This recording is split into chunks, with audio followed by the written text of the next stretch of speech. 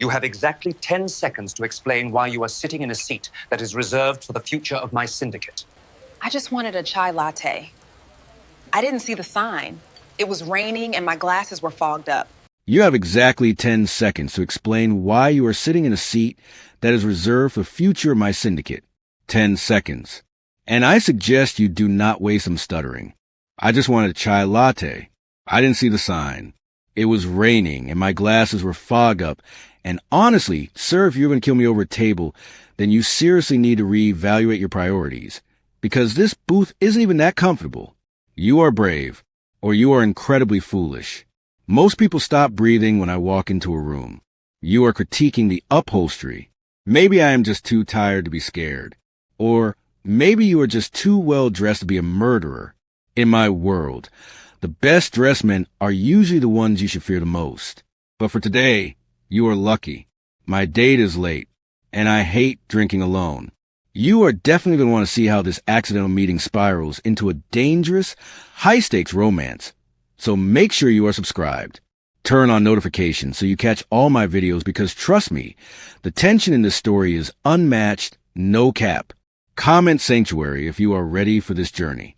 All right, let's do this. The rain in Seattle didn't wash things clean. It just made the shadows darker and the pavement slick with oil and city grit. Comfort loved the rain usually. It reminded her the rainy season back in Lagos, where the sky would tear itself open and demand the world stop spinning for an hour. But today, the rain felt like a cage. It was cold, the kind of damn cold that settled into your bones and refused to leave no matter how many layers of wool you wrapped around yourself. She pushed open the heavy oak door of the Gilded Bean, her breath hitching as the warmth of roasted coffee and old books hit her frozen face. She was late for a freelance meeting that had already been canceled via text 3 minutes ago, leaving her wet, frustrated, and carrying a portfolio that weighed a ton. The rejection email from the firm she had interviewed with yesterday was still burning a hole in her phone pocket. They liked her vision, but felt her style was too bold, too vibrant, too much. That seemed to be the story of her life in this gray city. Too much for some, not enough for others. The cafe was packed. Steam rose from ceramic mugs, obscuring the faces of tech workers and students huddled over laptops. Comfort scanned the room, desperate for a place to sit and dry off her glasses. She just needed 5 minutes. 5 minutes to feel her toes again. 5 minutes to convince herself not to book a one-way ticket back home to the sun. There, in the back corner, a secluded booth upholstered in dark velvet, separated from the rest of the noise by a frosted glass partition. It was empty. It looked like an island of peace in a sea of chaos. There was a small placard on the table. But from this distance, through her fogged-up lenses, it was just a blur of white cardstock. Comfort didn't care. She marched over, her combat boots squeaking slightly on hardwood, and collapsed into the seat. She dropped her heavy leather portfolio on the table with a thud, exhaling a long, shuddering breath. She pulled a sketchbook from her bag, determined to turn this wasted afternoon into something productive. She wouldn't let the city win. She would draw. She would create. She didn't notice the hush that fell over the baristas behind the counter. She didn't notice the 2 men in black suits standing near the entrance stiffen, their hands drifting toward the inside of their jackets. She didn't notice that the air in the coffee shop had suddenly become charged with static electricity. She only looked up when a shadow fell across her sketchbook. You have courage. The voice was deep, smooth, and wrapped in an accent that curled around the vowels. Distinctly Korean. Distinctly dangerous. It wasn't a question. It was a statement of fact, delivered with the weight of a judge reading a verdict. Comfort adjusted her glasses, wiping the condensation with the edge of her orange scarf. Standing there was a man who looked like he had just walked out of a high-stakes negotiation or funeral. He was impeccably dressed in a charcoal 3-piece suit that cost more than Comfort's entire college tuition. His hair was jet black, swept back to reveal a face of sharp angles and cold beauty. But it was his eyes that stopped her heart. Dark, abyssal, and utterly devoid of warmth. He looked like a statue carved from obsidian. "Excuse me," Comfort asked, her voice steady despite the sudden drop in temperature in her chest. The man didn't blink. He slid into the booth opposite her, his movement fluid and predatory. He moved like a large cat, silent and terrifyingly controlled. Table 4. It is reserved. Comfort looked around. The little placard she had ignored sat right next to her elbow. Reserved for Mr. Beck. The letters were elegant and sharp, just like the man sitting across from her. Oh my God. Comfort stammered, grabbing her bag. I am so sorry. I didn't see the sign. I will just go. Sit, he commanded. It wasn't shouted. It was barely a whisper, but it had the weight of a gavel striking a sound block. It was the voice of a man who was used to being obeyed instantly, without question. Comfort froze. Her instincts, sharpened by years of navigating big cities alone, screamed danger, but they also whispered curiosity. Why was this man so intense about a coffee shop table? And why did he look like he was carrying the weight of the entire world on his shoulders? You are not hygiene, the man observed, tilting his head. He looked at her dark skin, her braided hair piled high in a bun, the vibrant orange scarf wrapped around her neck. He seemed to be cataloging her, dissecting her. He looked at her fingers, stained with charcoal. He looked at the worn leather of her portfolio. No, Comfort said, slowly sinking back into the seat. I am Comfort, and I really should go. Comfort, he repeated, testing a word on his tongue. It sounded strange coming from him, like a word he hadn't used in a very long time. A strange name for a woman who sits in the devil's chair. I just wanted coffee, she defended, bristling slightly. Look, Mr. Whatever your name is. I made a mistake. You don't have to look at me like I just committed a felony. The ghost of a smile touched his lips. It didn't reach his eyes. My name is Minho, and you are staying, because if you leave now, the woman who is supposed to be sitting there will arrive, and I have no desire to speak to her. The blind date. Comfort guessed. Minho sighed, a sound of infinite weariness. A merger, disguised as a date. My mother believes that combining the Beck Syndicate with the Choi Logistics Empire requires a wedding ring. Comfort stared at him. He was speaking about marriage like it was a corporate acquisition, like it was a hostile takeover. And you don't want to merge. I want, Minho said, leaning forward, his eyes locking onto hers, to drink my espresso in silence. But since you are here, occupying the seat of my future headache, you will entertain me instead. He signaled a waiter with a flick of his finger. The young man rushed over, trembling. The fear in the waiter's eyes confirmed what Comfort already suspected. This wasn't just a businessman. This was a king. And kings could be merciful or they could be tyrants. The lady will have whatever she wants. Minho said, chai latte. Comfort said automatically, with oat milk. And bring the whiskey. Minho added, the bottle. For the next hour, Comfort forgot about the rain. She forgot about her canceled meeting. She sat across from Minho, the man who terrified everyone else in the shop, and found herself arguing with him about architecture. It turned out Minho Beck wasn't just a businessman. He was the head of the Beck clan, a powerful organization that ran half the shipping and security in the Pacific Northwest. He didn't tell her this explicitly, but Comfort could read the subtext. The scars on his knuckles, the way he watched the door, the way the air seemed to bend around him. Structure is about control. Minho argued, tracing the rim of his glass. You build walls to keep things out. No, Comfort countered, tapping her sketchbook. You build walls to define the space within. It is about creating a sanctuary, not a prison. If you design a building with only defense in mind, you end up with a bunker. Who wants to live in a bunker? Minho stared at her. For the first time, the darkness in his eyes seemed to recede, replaced by a flicker of genuine intrigue. I live in a bunker. That explains the suit. She teased boldly. Minho laughed. It was a rusty and used sound, but it transformed his face. He looked younger, lighter. You are impertinent, Comfort. I am honest. In my world, honesty gets you killed. Then maybe you need a new world. The bell above the door chimed. A woman walked in. Stunning. Korean. Dressed in designer silk that was entirely inappropriate for the weather. Looking around with an air of entitlement. Hygiene. The real date. Minho's face hardened instantly. The mask was back. The laughter vanished as if it had never existed. He reached across the table and covered Comfort's hand with his own. His skin was cold, startlingly cold, but his grip was electric. Stay still, he murmured. Hygiene approached the table, her eyes narrowing as she saw Comfort. Minho, what is this? You are late, Hygiene. Minho said coldly, not letting go of Comfort's hand. And I do not wait. Who is she? Hygiene sneered, looking Comfort up and down with open disdain. She looked at the orange scarf like it was a dirty rag. This, Minho said, his voice dropping to a dangerous growl, is my date. You had the wrong time, or perhaps the wrong assumption. Hygiene turned red, then white.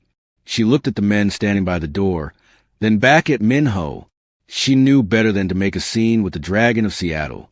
She spun on her heel and stormed out, her heels clicking angrily against the floorboards. Silence returned to the booth. Comfort looked down at their joined hands. She should pull away. She should run. This man was dangerous. He had just used her as a weapon in a war she didn't understand. You used me, she said softly. I protected myself. Minho corrected. He slowly released her hand. The loss of contact made her skin tingle. And now I must protect you. From what? From the insult I just delivered. Hygiene is petty. Her father is powerful. They will want to know who the mystery woman was. He pulled a sleek black card from his pocket and slid it across the table. You said you are an architect. Freelance. Mostly. I have a property. High up in the Cascades. It was built as a bunker. I want you to turn it into, what did you call it? A sanctuary. I don't work for mobsters Minho. He stood up, buttoning his jacket. The moment of intimacy was gone, replaced by the towering figure of authority. Everyone works for someone comfort. At least I pay well. And my security is absolute. He turned to leave, then paused. Do not take the bus home. My driver is outside. He will take you to your door. Do not argue. Comfort watched him walk away, her heart hammering against her ribs like a trapped bird. She looked at the black card. It had no logo, just a name and a number embossed in silver. Beck Minho. She should throw it away. She really should. But she touched the spot on her hand where his fingers had rested, and she knew she wouldn't. 2 weeks later, Comfort was standing on a cliff edge overlooking a valley of pine and mist, 3 hours outside the city. The house was a monstrosity of concrete and steel, jutting out of the rock like a scar. It was impressive, yes, but cold, soulless. It looked like a tomb for a living man. It is ugly, isn't it? She jumped. Minho was standing behind her. He wore a heavy wool coat over a turtleneck, looking less like a CEO and more like a brooding poet. The wind whipped his dark hair around his face. It is defensive. Comfort corrected, turning to face him. It is shouting go away to the mountains. That was the intention. Well, I am going to change the conversation, she said, pulling out her tablet. Glass. We need glass here, facing south. Light needs to get in. We soften the edges with timber. Cedar to match the forest. We bring the outside in. Minho stepped closer. The mountain air was freezing, but heat radiated from him. He wasn't looking at the house. He was looking at her. You came, he said softly. The money was ridiculous. She lied. I have student loans. Liar. Okay, maybe I want to see if you were real or just a hallucination from bad caffeine. He smirked. And you are real, and you look tired. He was. The circles under his eyes were darker. There was a tension in his shoulders that hadn't been there at the coffee shop. He looked like a man who hadn't slept in a decade. Business is complicated, he said vaguely. My mother was displeased about the coffee shop incident. I can imagine. She has been pressuring me to apologize, to fix the alliance. Will you? Minho looked out at the gray horizon. I have spent my life doing what is expected. I took the chair when my father died. I expanded the territory. I became the man they needed me to be. A weapon. He turned back to her, his gaze intense. But when I sat with you for 1 hour, I did not feel like a weapon. I felt like a man drinking tea. Comfort felt a blush heat her cheeks. It was a chai latte. Details. He took a step closer, invading her personal space. He smelled of sandalwood and gun oil. I want you to design this house, Comfort, but I have conditions. Of course you do. What? You live here while you work. The commute is too long, and it is safer. Safer. Comfort narrowed her eyes. Minho is someone coming after me. Hygiene is vindictive. Her father's men have been asking questions around the city about an African woman with braids and orange scarves. I cannot guarantee your safety in your apartment. Comfort felt a chill that had nothing to do with the wind. So I am a prisoner. A guest, he corrected, with free rein to shatter my walls and replace them with glass. Please. The please broke her. It was a crack in the armor of a king. It was a confession of loneliness, so profound it made her chest ache. Fine, she whispered, but I cook my own food. I don't trust your brooding chefs. Minho smiled, a real one this time. Deal. The house was enormous, echoing with the silence of expensive emptiness. A woman named Mrs. Kim met Comfort at the door. She was small, efficient, and radiated disapproval. She looked at Comfort's luggage, a battered duffel bag, and a crate of art supplies, as if they were contaminated. Mr. Beck values quiet. Mrs. Kim said stiffly, Dinner is served at 8 sharp. Do not enter the West Wing. That is where Mr. Beck conducts his business. Do not ask about the men in the SUVs outside. Do not leave the grounds without an escort. It sounded less like a home and more like a high-security prison. Comfort was given a room in the East Wing. It was beautiful, with floor-to-ceiling windows and a bed that felt like sleeping on a cloud, but it was sterile. Everything was gray, white, or black. No color, no life. Comfort unpacked her things. She draped her colorful Kent cloth over the armchair. She set up her easel by the window. She put a framed photo of her grandmother on the nightstand. Little rebellions against the monochrome. The first month was brutal. Comfort worked on the renovations, directing a crew of silent, efficient contractors who treated her with terrified respect. She tore down concrete barriers, opened up skylights, and filled the atrium with plants. She was loud.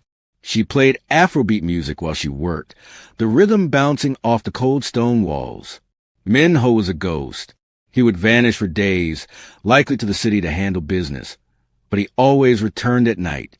He would walk through the house like a phantom, observing her changes but saying nothing. Comfort began to understand that the West Wing wasn't just an office. It was a war room. Sometimes, late at night, she would hear voices raised in anger. Sometimes she would see men leaving with bandages. Sometimes Minho would come to breakfast looking like he had been in a fight, his knuckles bruised, his jaw tight. He never spoke of it, and she never asked. That was the unwritten rule. But she watched him. She analyzed him the way she analyzed a building structure. She looked to the load-bearing walls, the stress fractures, the weak points. She noticed that he drank his coffee black, no sugar, as if he didn't deserve sweetness. She noticed that he stood with his back to the wall in every room, never exposing his blind side. She noticed that when he looked at the mountains, his expression was one of such profound longing that it made her want to weep. One Tuesday it rained, a torrential downpour that battered the glass walls Comfort had just installed. The house felt colder than usual. Mrs. Kim had prepared a dinner of poached fish and steamed vegetables. Healthy, bland, colorless. Comfort couldn't take it anymore. She went into the kitchen, ignoring Mrs. Kim's shocked sputtering, and took over. She found rice. She found tomatoes, onions, peppers. She found spices hidden in the back of the pantry that looked like they hadn't been touched in years. When Minho came down for dinner, he stopped in the doorway of the dining room. The air was thick with the smell of thyme, curry, and roasting peppers. It was a warm, spicy scent that aggressively colonized the sterile atmosphere of the house. What is this smell? He asked. It is called flavor. Comfort said, setting a large bowl on the table. Jollof rice. My grandmother's recipe. Or at least the best version I could make with your limited pantry. Sit. Minho looked at the bowl. The rice was vibrant orange red, steaming hot. It clashed violently with a minimalist slate table. Mrs. Kim made dinner, he said. Mrs. Kim made food. Comfort corrected. I made dinner. There's a difference. Eat. You look like you are about to collapse. Minho hesitated. For a moment, she thought he would refuse. He would order the bowl taken away and demand his bland fish. But then, he pulled out his chair and sat. He picked up his spoon. He took a bite. Comfort watched him. She saw his eyes widen slightly.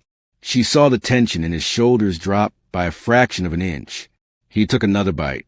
And another. It is spicy, he said, his voice rough. It is supposed to be. It wakes you up. It tastes like, he struggled for the word, like life. They ate in silence. But it wasn't the heavy, oppressive silence of the first weeks. It was a companionable silence. When he finished, he looked at her across the table. His eyes were dark, but there was a flicker of light in them now. Thank you, he said. You are welcome.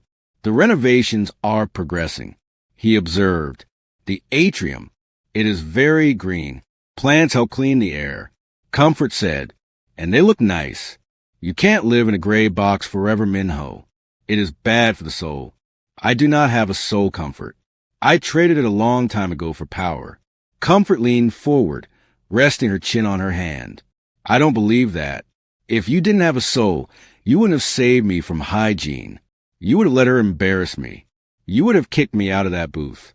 That was pride, he said dismissively. Was it, or was it kindness? Minho stood up abruptly. His chair scraped against the floor. Do not mistake my actions for kindness, Comfort. I am not a kind man. I am a necessary evil. Enjoy the rice. He walked out, retreating to the west wing, retreating to his war. But Comfort noticed that he didn't close the door all the way. He left it open a crack, just a little bit. The days turned into weeks, and the relationship shifted. It wasn't employer and employee anymore. It was something undefined, something dangerous. Minho started coming home earlier. He started seeking her out. He would find her in the library, sketching, and he would just sit in the armchair opposite her, reading reports or cleaning a handgun. The weapon on the table should have terrified her. But somehow in his hands, it just seemed like a tool of his trade, like her charcoal pencils were tools of hers. They talked, not about the business, never about the violence. They talked about jazz.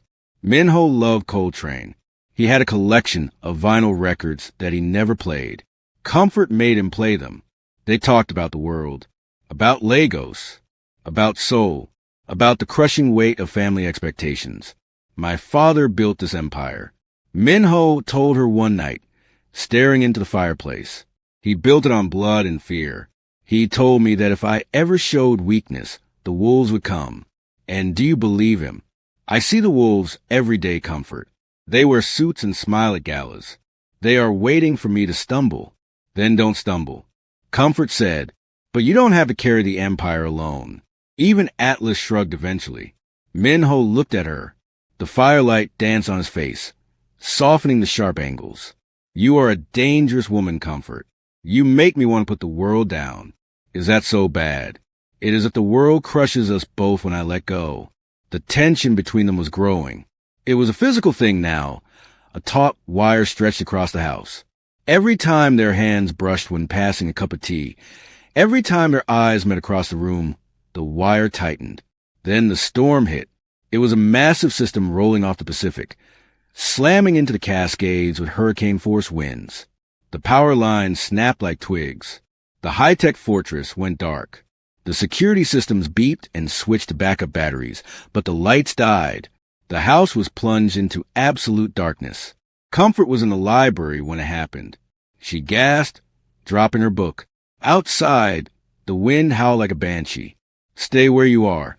Minho's voice came from the doorway. Calm, commanding. She heard his footsteps approaching. Then the strike of a match. A flame flared to life, illuminating his face. He lit a candle, then another.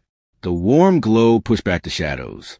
The generator will keep the perimeter secure, he said. But the main power is out. Are you cold? A little, she admitted. He took off his jacket and draped it over her shoulders. It was heavy, warm, and smelled of him. Sandalwood and rain. Come, he said. The fireplace in the great room is the only source of heat. They sat on the thick rug in front of the massive stone fireplace. The flames crackled, casting long, dancing shadows on the walls Comfort had redesigned. The guard were outside, battling the elements. In here it was just them. Minho poured 2 glasses of wine. He handed one to her, his fingers lingering on hers for a second too long. "Show me," he asked, nodding at the sketchbook she had brought with her. Comfort hesitated. "It is private. You are living in my house, eating my food, renaming my architecture. I think I have earned a peek." She slowly opened the book and turned it towards him. It wasn't a sketch of a building. It was a drawing of him, not the suit-wearing boss, not the dragon, but the man she saw in the quiet moments. He was looking out a window, a book in his hand, his guard down. The lines were soft. The expression was melancholic. Minho stared at the drawing for a long time. He traced the charcoal lines with a callous finger. "You make me look kind," he whispered. "I draw what I see. You see things that aren't there. I see things you try to hide." She countered gently. She reached out, her hand hovering over his arm. "Why do you do it, Minho? You hate it. I can see it in your posture every time you leave for the city. You hate the violence. You hate the games." He caught her hand, pressing his palm against hers. His grip was desperate. "Legacy. Duty. If I leave, the vacuum of power would cause a war. Innocents would die. My family would be hunted. Sometimes, to keep the peace, one must become the villain. You don't have to be the villain in your own story." Comfort said, "And you don't have to be alone in the dark." Minho looked at her, his eyes searching her face. He looked at her lips. He looked at the pulse fluttering in her throat. "I am not alone," he said, his voice thick with emotion. "Not anymore." He leaned in. The movement was slow, giving her 1,000 chances to pull away. Comfort didn't move. She didn't want to move. She leaned forward to meet him. His lips were soft, contrasting the hardness of his life. The kiss was tentative at first, a question asked in the dark. "Can I have this? Do I deserve this?" Comfort answered by sighing into the kiss, her hands coming up to cup his face. Minho groaned low in his throat, a sound of surrender. He pulled her closer, his arms wrapping around her waist, pulling her flush against him. The kiss deepened, becoming desperate, a starving man finally finding a feast. His hands tangled in her braids. Her hands gripped the lapels of his shirt. For a moment, the storm outside didn't exist. The Mafia, the danger, the expectations, the mother who wanted a merger, it all burned away in the heat of the fire and the touch of his skin. He kissed her like he was drowning, and she was oxygen. He kissed her like it was the first and last time he would ever be allowed to touch something holy. When they broke apart, breathless, Minho rested his forehead against hers. His eyes were closed. His breathing was ragged. "I cannot let you go," he whispered, sounding terrified. "I know I should, for your sake. I should put you in a car and send you far away from me. But I am selfish. I am a selfish, greedy man. Don't be noble." Comfort whispered back, tracing the sharp line of his jaw. "Be selfish. I'm staying." Minho opened his eyes. The darkness was gone from them.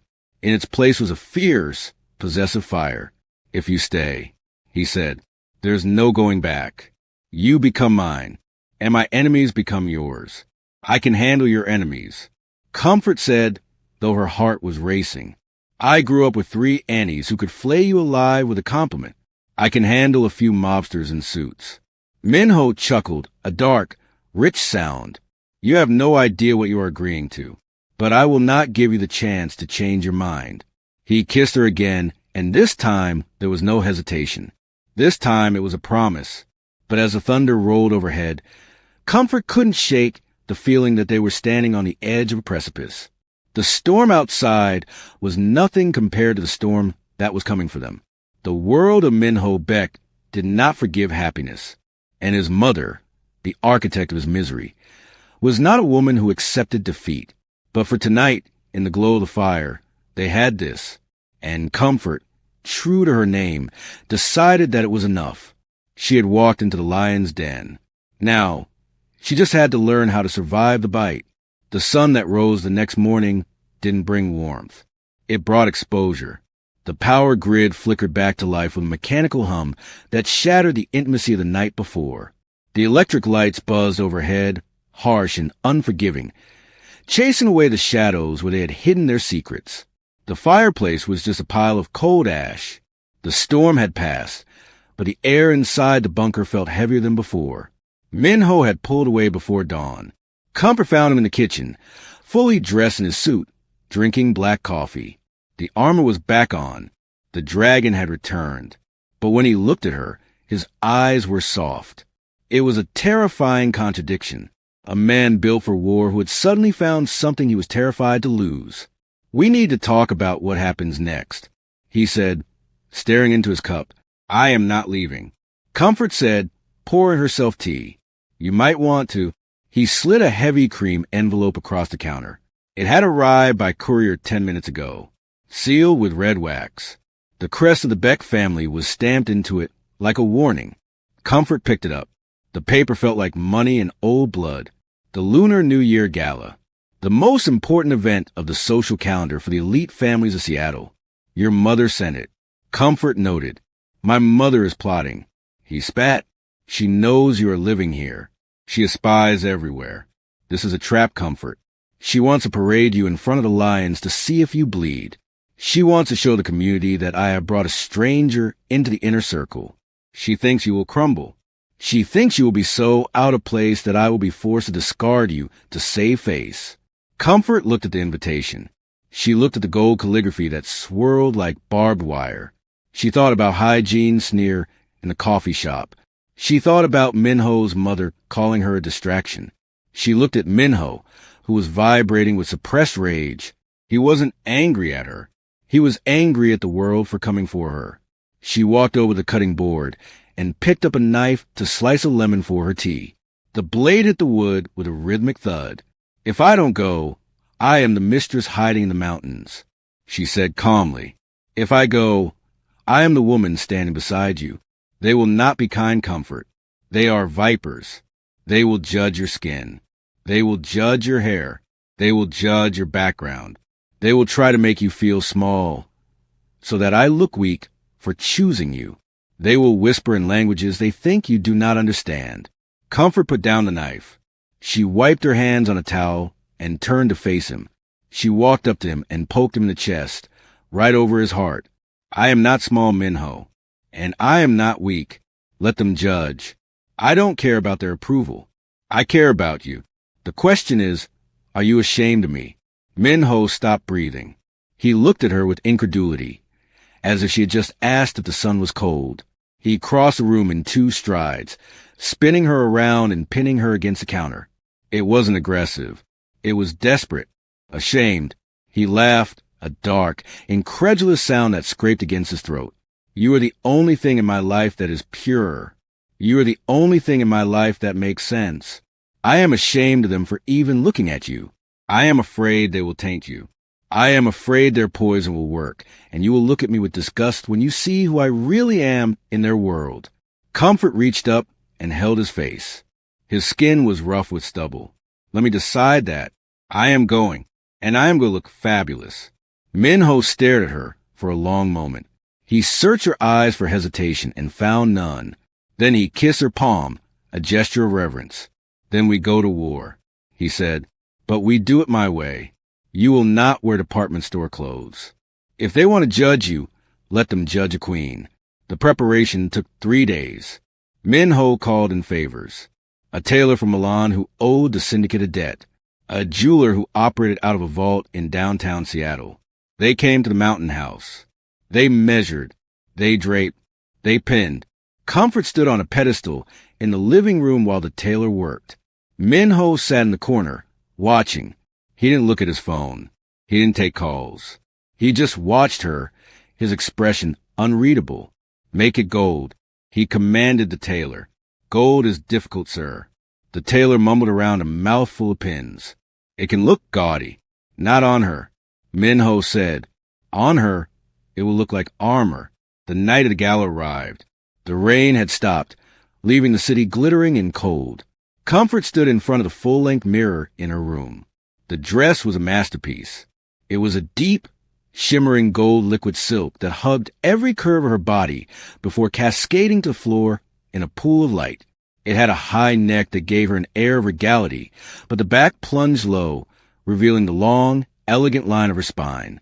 Her hair was styled in an intricate crown of braids, woven with actual gold thread that caught the light with every movement. She wore no necklace. Min-ho had forbidden it. The dress speaks for itself, he had said, but she wore earrings, diamond drops that looked like frozen tears. She took a deep breath. She looked at herself.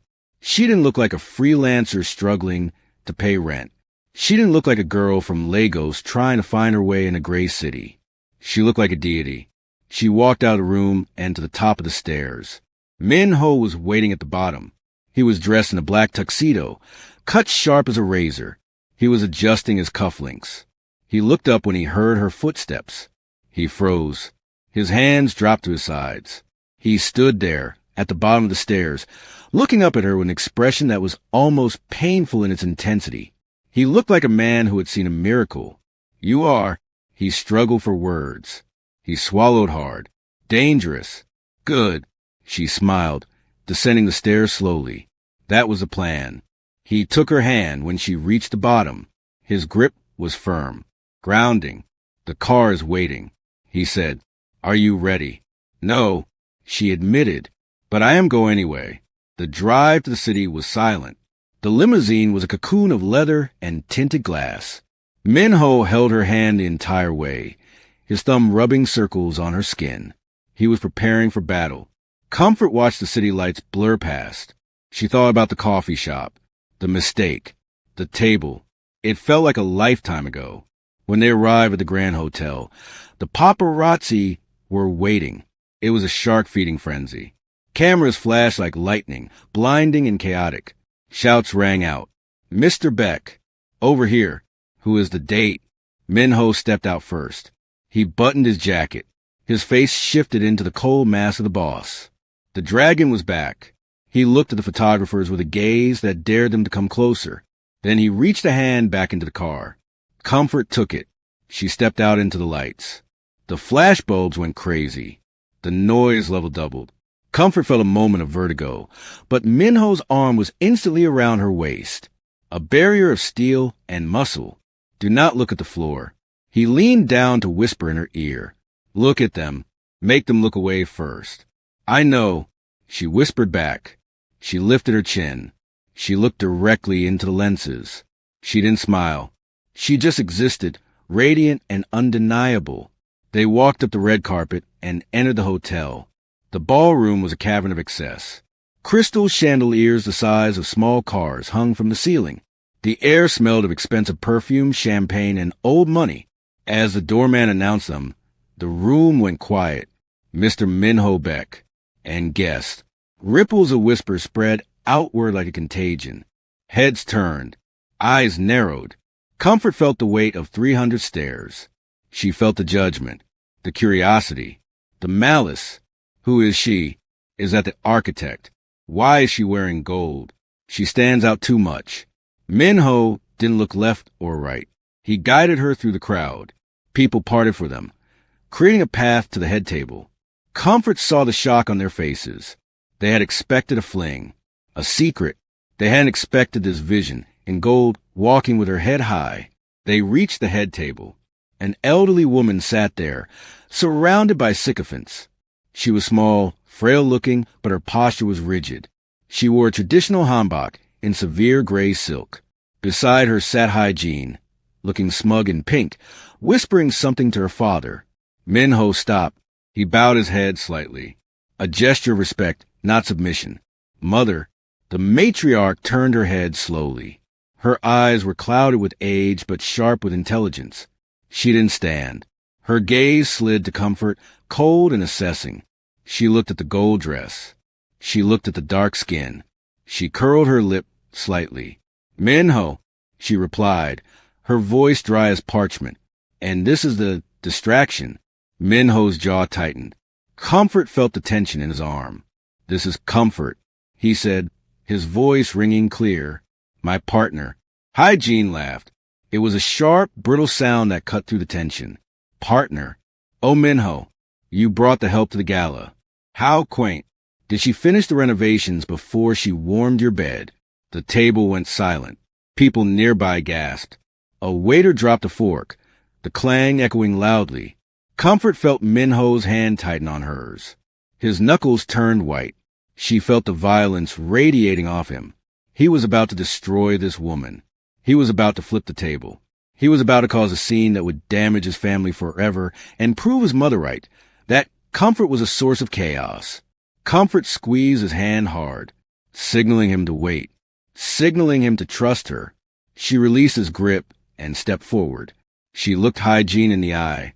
It is interesting you mention renovations, Comfort said. Her voice was calm, projecting perfectly without shouting.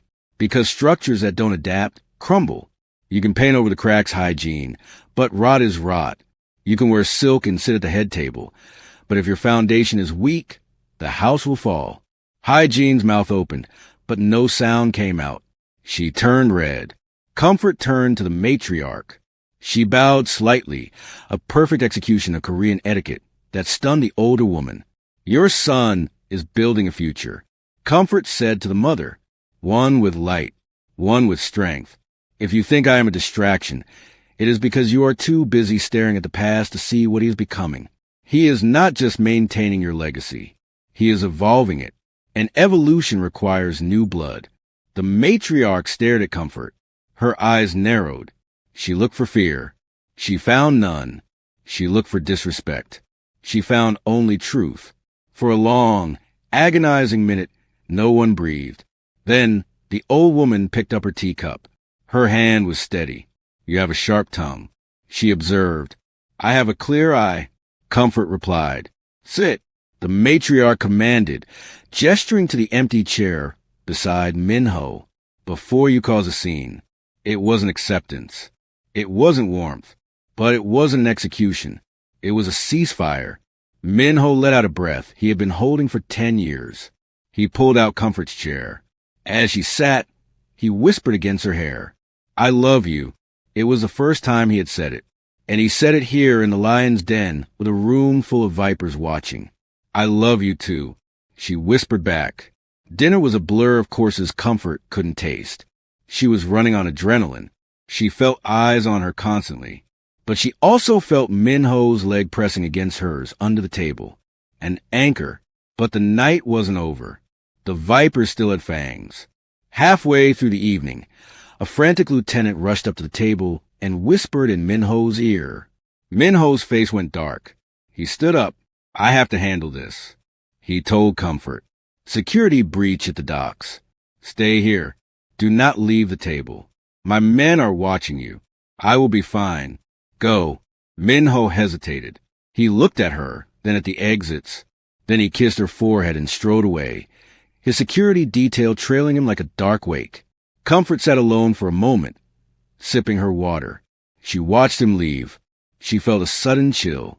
The shield was gone. Enjoying the view, she turned. It was Hygiene's father, Mr. Choi, a man with a face like a bulldog and eyes like a shark. Two large men stood behind him. They didn't look like security. They looked like thugs in expensive suits. Mr. Choi. Comfort nodded, keeping her voice steady. You have caused me a great deal of embarrassment, he said, stepping closer. He smelled of cigars and expensive brandy. My daughter was promised that seat at the table. My shipping lines were promised access to Beck ports. I don't control the ports. Comfort said, inching her chair back. No, but you control the man who does. He is soft now, weak, distracted by a pretty face and exotic charm. Choi signaled his men. If we remove the soft spot, perhaps the dragon returns. Or perhaps he breaks, and I take everything. Comfort didn't wait to hear the rest of the plan. She realized in a flash of terror that the security breach at the docks was a diversion. They had lured Minho away to get to her. She stood up abruptly. Excuse me, she said. Sit down. Choi growled, reaching for her arm. Comfort grabbed her wine glass, red wine, full to the brim, and threw it directly into the face of the nearest guard. The man shouted, blinded for a second. Run. Her brain screamed. Comfort bolted. She didn't run toward the crowded ballroom where Choi's men could box her in. She ran toward the service exit she had spotted earlier. Her heels clacked on the marble floor. "Get her!" Choi roared. She burst through the kitchen doors, startling the chefs. She scrambled past steaming pots and shouting staff. She knocked over a tray of silverware to create an obstacle. She could hear heavy footsteps behind her. She pushed open a heavy steel back door and stumbled out into the alleyway.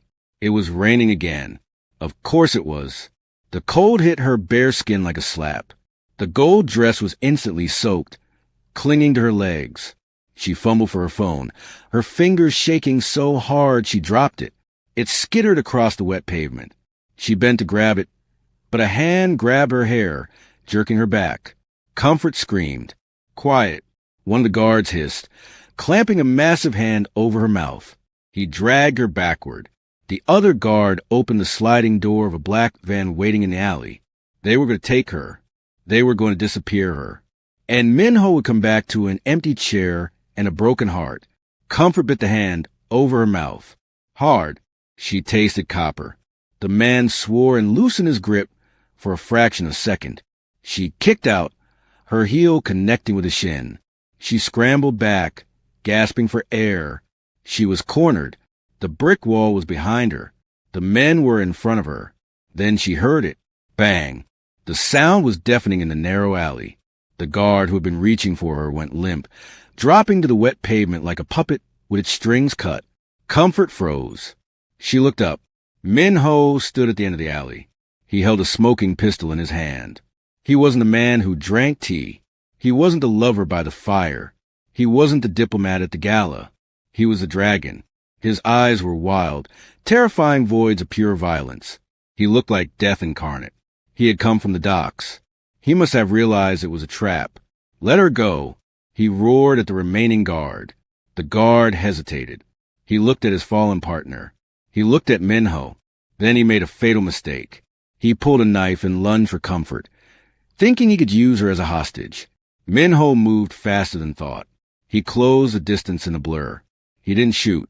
He deflected the knife arm with a brutal crack of bone that made Comfort flinch. He drove his knee into the man's chest, sending him crashing into the brick wall. The guard slid down, unconscious before he hit the ground. Minho stood over him, panting. The rain soaked his tuxedo. His hair was plastered to his forehead. He looked up at Comfort. His face was splattered with blood. "Did they hurt you?" He rasped. His voice was broken. Comfort shook her head, trembling uncontrollably. She couldn't speak. She could only stare at the violence he had just unleashed. He dropped the gun. It clattered on the wet asphalt. He fell to his knees in front of her, disregarding the mud and the blood. He pulled her into his arms, burying his face in her neck. "I am sorry," he sobbed. "I am so sorry. I tried to keep the darkness out. I failed. I failed you. Minho." She wept, clutching his ruined jacket. He pulled back, gripping her shoulders. His eyes were frantic. "You have to go. Tonight, I will send you to London. Or Lagos. Anywhere but here. Choi has declared war. It will be blood and fire for months. I cannot have you watch me become what I must become to survive this." He was pushing her away. To save her. Just like he had tried to do at the coffee shop. He thought he was a monster. He thought he was poison. Comfort looked at the man she loved. She saw the fear in his eyes, not for himself, but for her soul. She reached up and wiped a smear of blood from his cheek. Her hand was steady now. "No," she said. "Comfort, please." "I told you," she said, her voice finding its steel. "You build walls to define a sanctuary, not a prison. But sometimes, Minho, you have to defend the walls. I am a monster. You are a man who just saved my life." She corrected. "And I am not leaving you to fight a war alone. I can't shoot a gun. But I can think. I can plan. And I can make sure that when you come home from the war, there is a light on." Minho stared at her, the rain mingling with the tears on his face. "If you stay, there is no going back." I sat at the wrong table. Comfort whispered, pulling him up to stand. "But I think it was exactly where I was supposed to be." Minho looked at her with awe. He realized then that she wasn't just his sanctuary. She was his strength. He realized that with her, he wasn't just a weapon. He was a king. Let's go home, he said. 3 years later, the coffee shop in Seattle was busy. The rain was falling, as it always did in this city.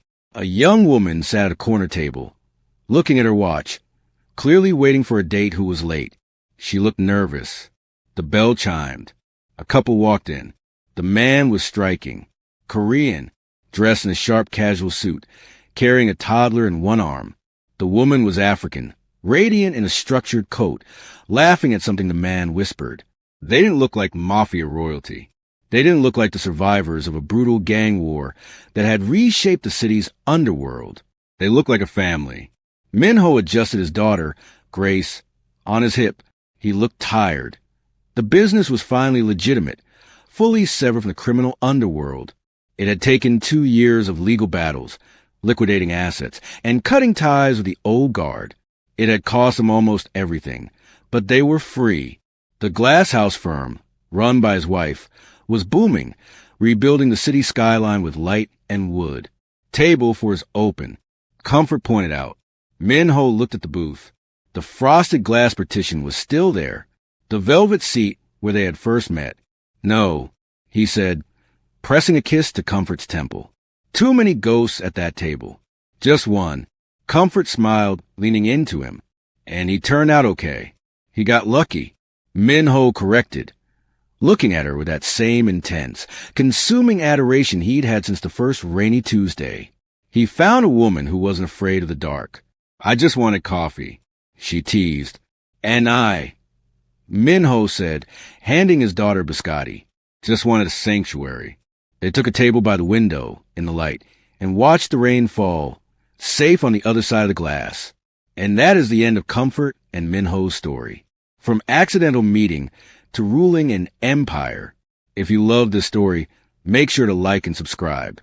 And tell me in the comments, would you have sat in that chair? Until next time.